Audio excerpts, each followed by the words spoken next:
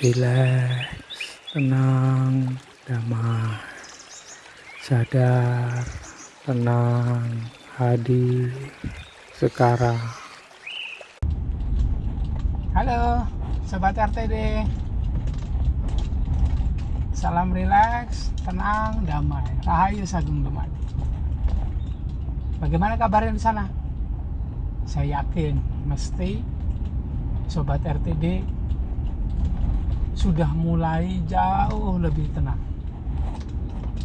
Ketenangan dalam diri Sobat RTD saya yakin juga akan menyebar ke sekitarnya, sehingga orang-orang yang ada di sekitar Sobat RTD selalu bisa menjadi lebih tenang, damai, mudah bahagia, serta sadar kalau sekarang pun itu sudah sejahtera loh.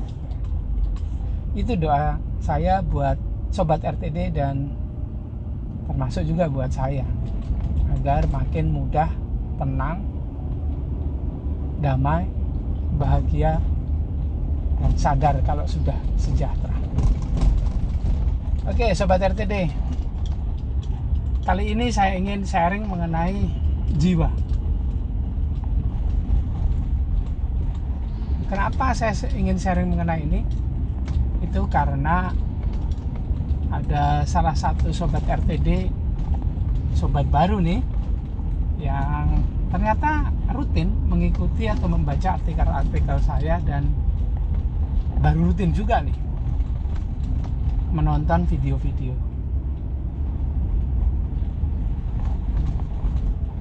Dan pertanyaannya adalah mengenai jiwa. Sebetulnya tidak spesifik jiwa, tapi mengenai reinkarnasi. Oke, jiwa ini adalah harddisk kehidupan kita. Harddisk yang memuat informasi-informasi kehidupan kita, bukan pikiran. Kalau pikiran mungkin tempat memproses informasi yang masuk. Kemudian di sana ada sistem lagi yang namanya logika, terus ada sistem lagi yang namanya persepsi atau prasangka. Nah, itu bagian tempat memproses informasi yang masuk melalui panca indera. Sedangkan jiwa, atau maaf, ada sering juga disebut alam bawah sadar. Alam bawah sadar ini, kalau pikiran itu prosesornya, alam bawah sadar ini adalah RAM-nya kalau di smartphone kita.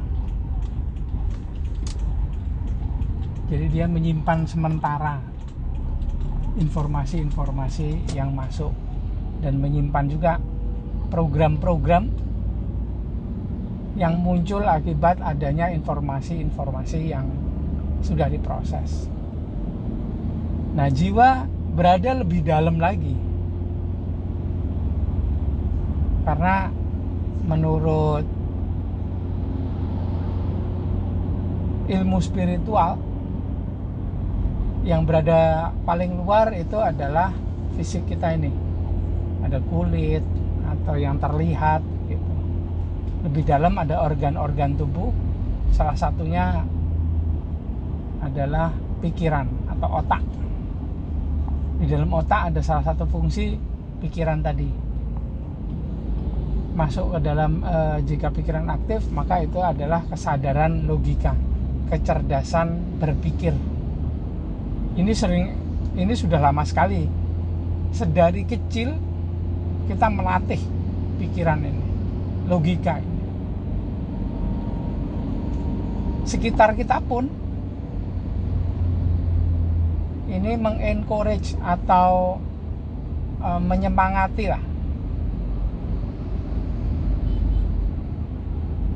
dengan sistem pendidikan yang ada sekarang, mencerdaskan pikiran, logika, kecerdasan logika jadi.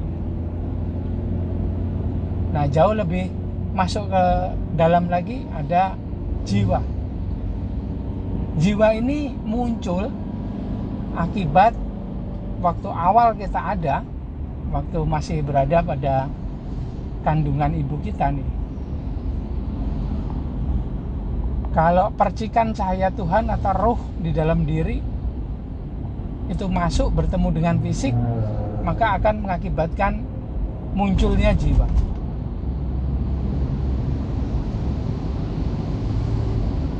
Jadi selalu harus ada dulu percikan cahaya Tuhan atau rohnya, dan sebelumnya harus ada juga fisiknya. Masih janin kita, kecil sekali. Nah, datangnya dengan kedatangan ruh di dalam janin tersebut, maka janin tersebut akan mulai hidup, memiliki tenaga, sumber energi atau baterai. Yang timbul pertama kali adalah pusat energi dasar, tempat dari baterai itu berdiam. Setelah pusat energi dasar, kemudian sistem dua hal ini, fisik dan roh, itu membuat menjadi sebuah sistem. Nah, sistem ini kemudian timbul di mana tempat jiwa berada. Kemudian masuklah jiwa. Karena itu ketika kita masih berada dalam kandungan ibu kita, itu di hari-hari tertentu, mungkin 41 hari kalau nggak salah, atau 3 bulan ya, itu kita diselamatin. Ada upacara-upacara kecil yang sebetulnya itu menunjukkan bahwa jiwa sudah datang.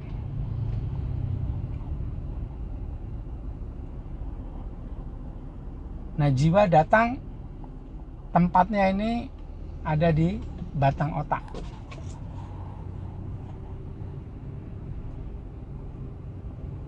Batang otak belakang sini nih. Tempat dimana terakhir kali organ kita masih panas ketika kita mati nanti. Masih ada suhunya yang lebih tinggi dibandingkan bagian fisik yang lain.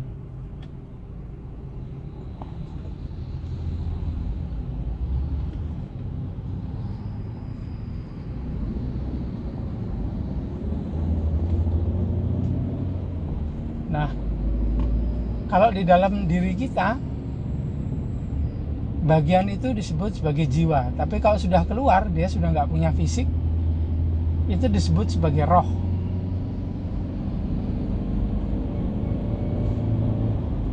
Nah, jiwa ini menyimpan informasi kehidupan baik di masa kini maupun di masa yang lalu.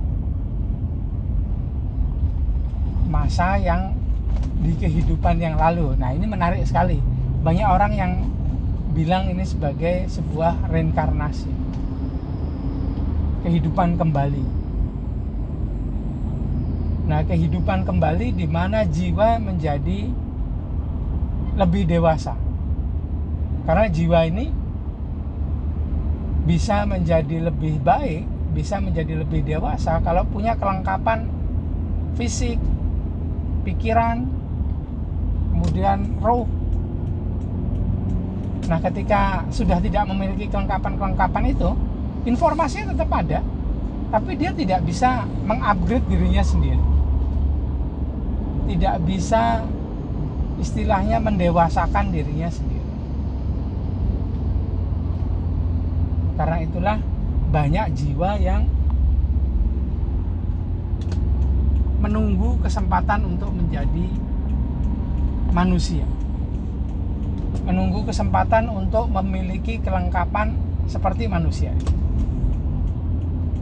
Ada pikiran, ada fisik, gitu. Sama seperti eksternal hard disk atau hard disk di PC atau di laptop kita.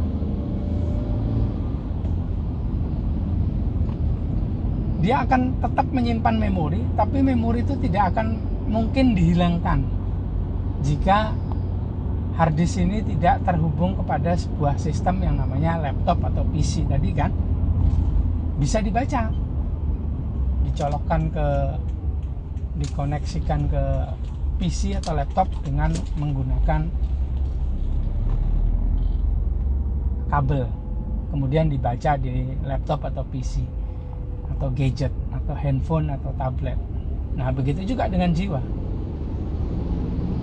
Dia baru bisa diformat ulang, dihilangkan datanya, diisi data baru jika terhubung dengan sistem. Bisa operation sistemnya Android, bisa Windows, bisa OS X, atau yang lainnya mungkin bila ada. Dan bila format data yang ada kompatibel atau sama dengan format operation system yang membacanya. Kalau nggak sama ya nggak kebaca datanya. Nah, begitu juga dengan jiwa kita ini. Kalau jiwa ini ingin upgrade atau naik kelas, ya harus menjadi manusia. Harus memiliki kelengkapan-kelengkapan seperti manusia ini. Ada pikiran, ada fisik, jadi ada logikanya begitu.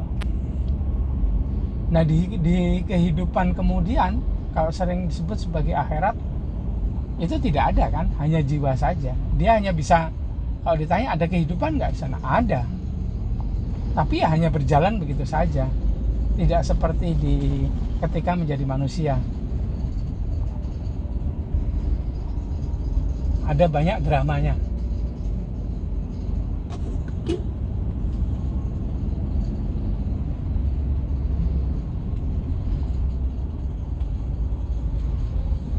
Drama-drama yang tercipta karena adanya pikiran serta fisik ini.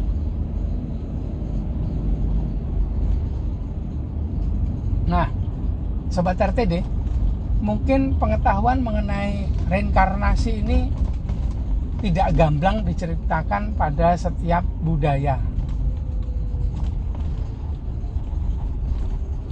Karena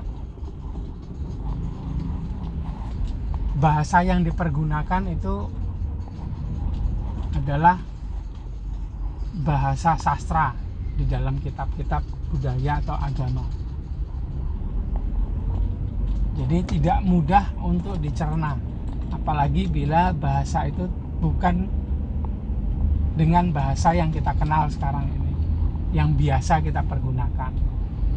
Bahasa yang kita pergunakan ini pun ada strukturnya, ada tahapan-tahapannya, dan itu maknanya seperti selalu ada makna di dalam makna begitu. Mungkin kalau dalam bahasa Arab disebut sebagai mutasabihat, ada arti di dalam kata atau kalimat. Tapi ada juga yang menceritakan dengan gamblang. Dan karena memang misalnya saja agama yang saya anut Islam begitu, saya seorang muslim, tidak secara gamblang menceritakan mengenai reinkarnasi ini. Kenapa? Ya, I don't know. Bagaimana sudut pandangnya ketika itu. Tapi yang jelas kalau menurut saya pribadi, dari apa yang saya pelajari, dari ilmu yang saya pelajari, ilmu energi spiritual Nusantara yang baru lah sejak tahun 2009 atau 2010 saya pelajari sampai sekarang di tahun 2022 ini.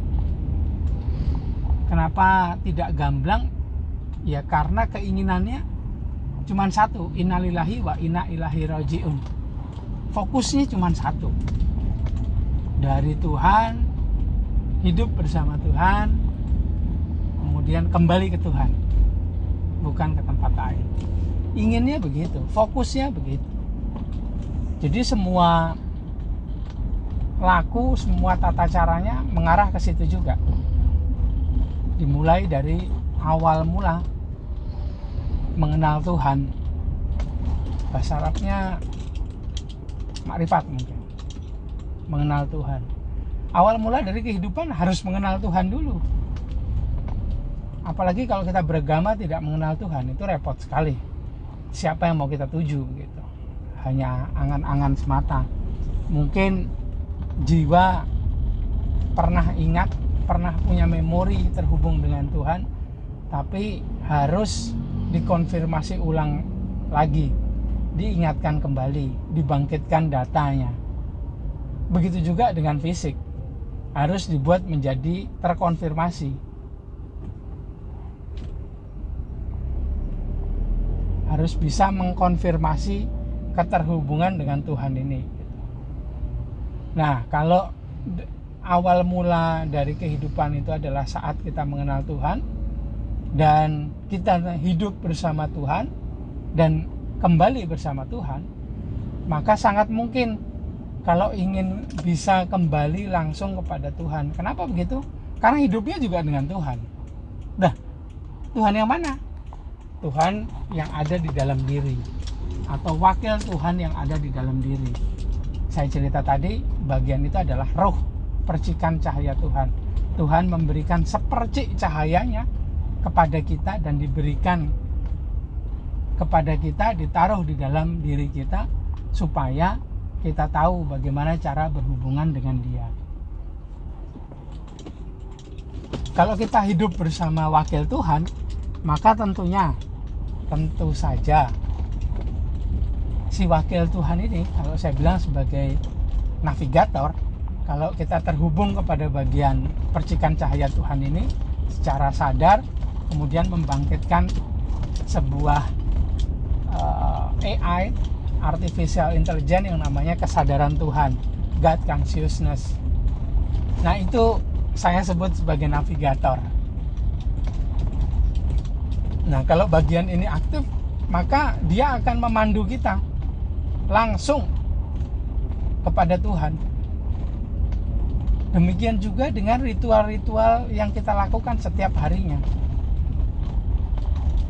Laku spiritual, laku sosial yang kita lakukan setiap harinya. Ini akan membawa kita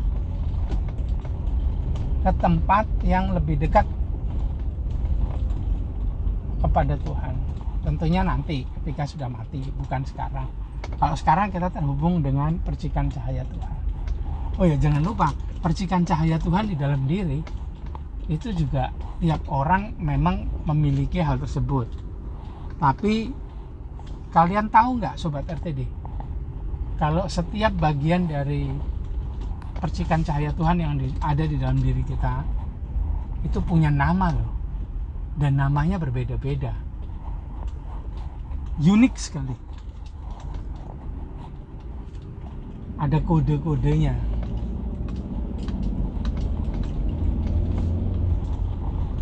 Mungkin ada serial numbernya gitu. Itu beda-beda setiap orang loh.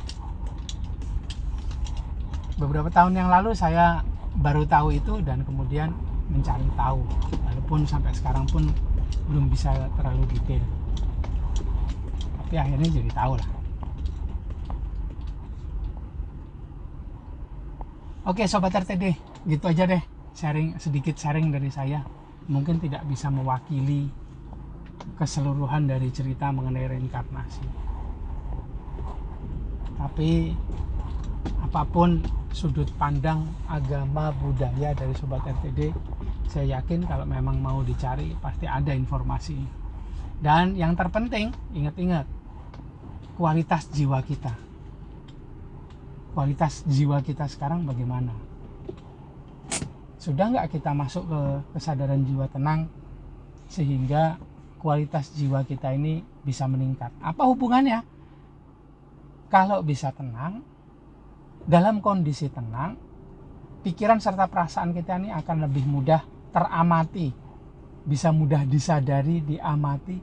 Pada akhirnya akan membuat pikiran serta perasaan itu sedikit-sedikit lah ya, sedikit bisa kita pahami. Dan bahkan ada banyak master yang bisa mengarahkan pikiran itu, entah dengan metode apa, sehingga kalau bisa diarahkan itu akan menjadi sebuah sarana hidup yang lebih baik. Kemudian informasi yang bisa diterima oleh, disimpan di bagian hard disk atau jiwa itu menjadi selektif, nggak semuanya. Jadi akan makin lebih mudah bagi jiwa untuk menjadi lebih dewasa. Nah, gitu aja deh sharing saya kali ini. Jangan lupa perbanyak relaksasi energi supaya makin mudah tenang ya. Jangan lupa juga please komen, like, subscribe, dan share video-video saya ya. Maafkan kalau ada banyak salah kata dan kalimat dan informasi yang tidak detail. Kalau mau detail, pengen ngobrol, yuk bisa DM atau WA saya. Terima kasih Sobat RTD. Salam rileks, tenang, damai. Rahayu Sagung Dumadi.